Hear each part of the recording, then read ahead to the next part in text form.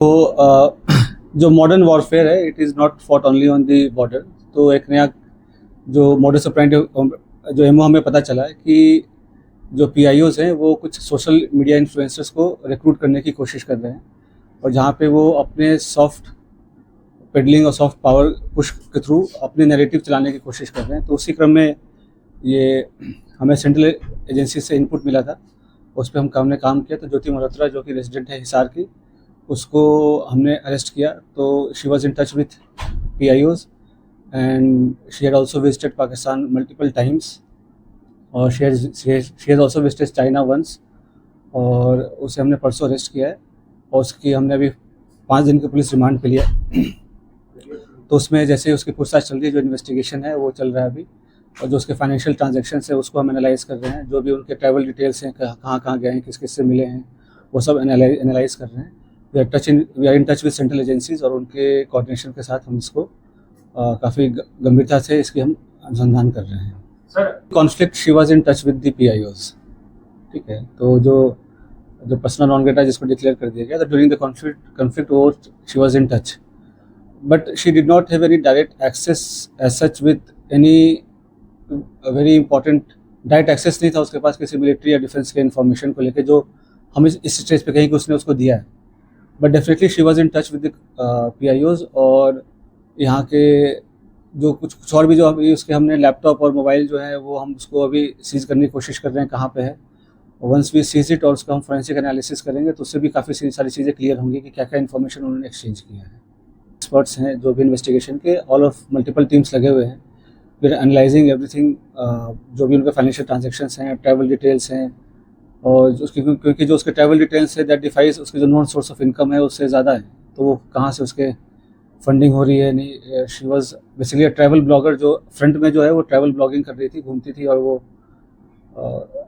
होता क्या है, जैसे यंग लोग हैं उनको पता नहीं होता कि क्या सही है क्या गलत है, तो शेयर्स, व्यूज़ और लाइक्स और उसके फॉलोअर्स के चक्कर में they follow into such trap, और उनको ये नहीं पता होता कि उसकी नेशनल इंटरनेशनल क्या रेमिफिकेशन है। तो आप लोगों के माध्यम से मैं जो आज के जो यंग जनरेशन है उनको मैं रिक्वेस्ट भी करूँगा कि आप लोग जो है काफ़ी सावधानीपूर्वक लोगों से सोशल मीडिया पे इंटरेक्ट करें, और ऐसी कोई भी चीज़ें जो देश विरोधी हो, चाहे देश के सिक्योरिटी को जो खतरा हो सके, तो ऐसा कोई कदम न उठाएं जिससे कि ऐसी कोई नौबत आए। तो it is a very learning experience for all the younger generation. बिल्कुल, they were developing her as an asset, और जैसे she was in touch with other YouTube influencers जो है जिसको कहते हैं आज के डेट में, जो हमारे देश के और भी जो इन्फ्लुएंसर्स उसमें भी टच में थे। They were also in touch with the PIOs, और उनके सोशल गैदरिंग वगैरह में भी जाना होता था। तो जैसे मैंने बताया कि मॉडर्न वॉरफेयर में बस हम उस पर बॉर्डर पे नहीं लड़ते, तो ये भी एक वॉरफेयर है जहाँ पे वो रिक्रूट करके और इन्फ्लुएंसर से अपनी नैरेटिव पुश करने की कोशिश करना, और यहाँ के जो सॉफ्ट पावर को के थ्रू यहाँ पे अपने इमेज को सो कॉल्ड डिस्टॉर्ट करना, ये सब सारी चीज़ें कोशिश चल रही थी। ब्लॉगर थी, और जो पूछताछ में जैसे कि चंद व्यूवर्स और लाइक्स और शेयर के चक्कर में ट्रैप में आ गया। उसके बाद उसे जैसे शी विजिटेड पाकिस्तान, तो वो भी काइंड ऑफ स्पॉन्सर्ड ट्रिप ही था।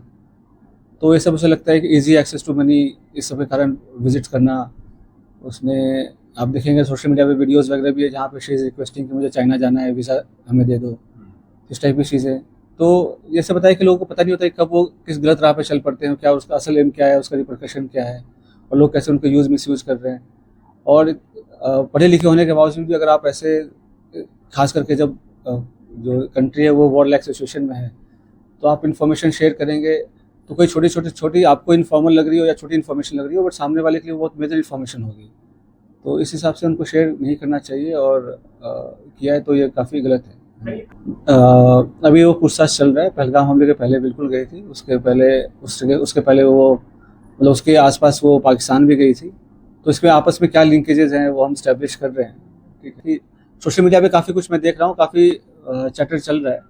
तो मेरा प्रेस कॉन्फ्रेंस करने का भी मेन उद्देश्य यही था कि जितना ऑफिशियल ब्रीफिंग में बताया जाए उसे ही माना जाए, उसके अलावा जो र्यूमर्स है उसको डिस्पेस करने के लिए। तो अभी तक कोई डायरेक्ट इनके पास ऐसा एक्सेस नहीं था किसी की सेंसिटिव इन्फॉर्मेशन को लेकर, बट हिसार डेफिनेटली एक स्ट्रैटेजिक लोकेशन है और यहाँ पे टच में रहना PIOs, ये बिल्कुल क्या कहते हैं, खतरे की घंटी बजने वाली है। और जैसे मैंने बताया कि कोई भी इन्फॉर्मेशन जो शेयर किया हो, छोटी या बड़ी, ड्यूरिंग द कॉन्फ्लिक्ट, मतलब उनको छोटी लगती हो या हमें छोटी लगती हो, बट एक्चुअली होता नहीं है।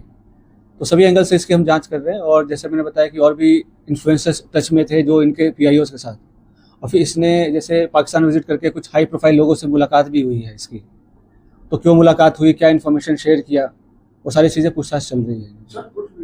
मतलब ऑल्दो ये अरेस्ट तो अभी 2 दिन पहले हुई है, बट ये इंटेलिजेंस एजेंसीज के रडार पे काफ़ी दिन से थी। तो इसके जो जो भी इसके जो ट्रैवल्स हैं वो सबसे सारी चीज़ें मॉनिटर हो रही थी, तो उससे तभी ये अरेस्ट हुआ है।